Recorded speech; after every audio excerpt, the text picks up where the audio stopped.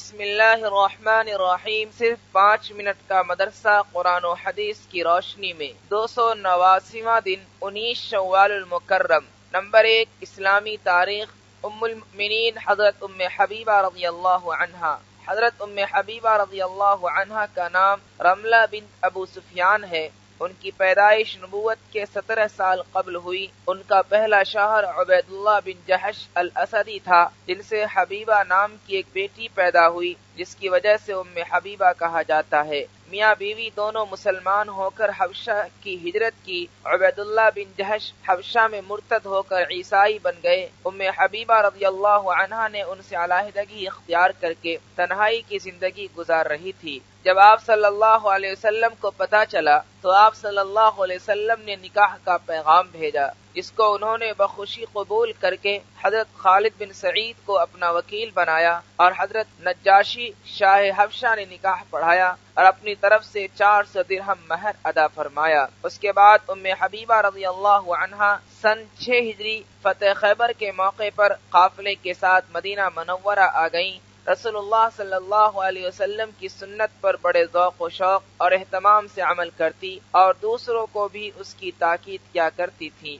خود فرماتی ہیں کہ ایک مرتبہ رسول اللہ صلی اللہ علیہ وسلم نے فرمایا کہ جو شخص روزانہ 12 رکعت نفل پڑھے گا اس کے لیے جنت میں گھر بنایا جائے گا۔ جب سے میں نے اس فضیلت کو سنا تو ہمیشہ اس پر عمل کرتی رہی۔ محدثین کرام نے ان سے احادیث کی 65 روایتیں نقل کی ہیں۔ انہوں نے اپنے بھائی امیر معاویہ رضی اللہ عنہ کے زمانہ خلافت میں 73 سال کی عمر پا کر سن 44 ہجری میں انتقال فرمایا اور مدینہ میں دفن ہوئی۔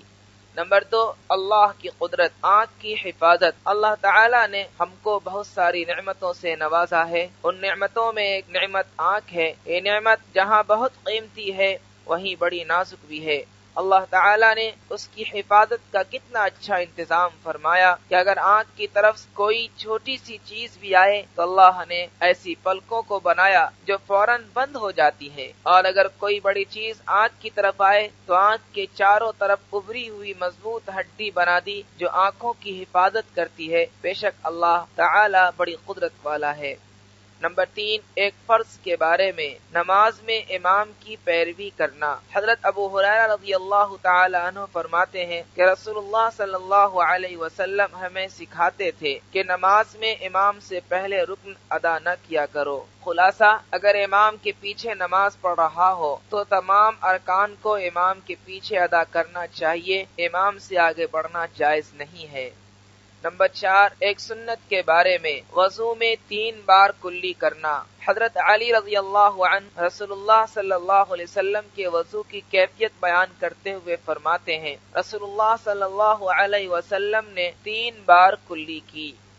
نمبر 5، ایک اہم عمل کی فضیلت، ہر حال میں اللہ کی تعریف کرنا۔ رسول اللہ صلی اللہ علیہ وسلم نے فرمایا، سب سے پہلے جنت کی طرف وہ لوگ پکارے جائیں گے جو خوشی اور غمی، آسانی اور پریشانی میں اللہ کی تعریف اور حمد بیان کرتے ہیں۔ نمبر 6، ایک گناہ کے بارے میں، حرام کھانے کا وبال۔ رسول اللہ صلی اللہ علیہ وسلم نے فرمایا، جس آدمی کا بدن حرام روزی سے پلتا اور بڑھتا ہے، ایسے بدن کے لیے جہنم زیادہ بہتر ہے۔ نمبر 7، دنیا کے بارے میں، تھوڑی سی روزی پر راضی ہونا۔ رسول اللہ صلی اللہ علیہ وسلم نے فرمایا، جو شخص اللہ تعالی سے تھوڑی روزی پر راضی رہے تو اللہ تعالی بھی اس کی طرف سے تھوڑے سے عمل پر راضی ہو جاتے ہیں۔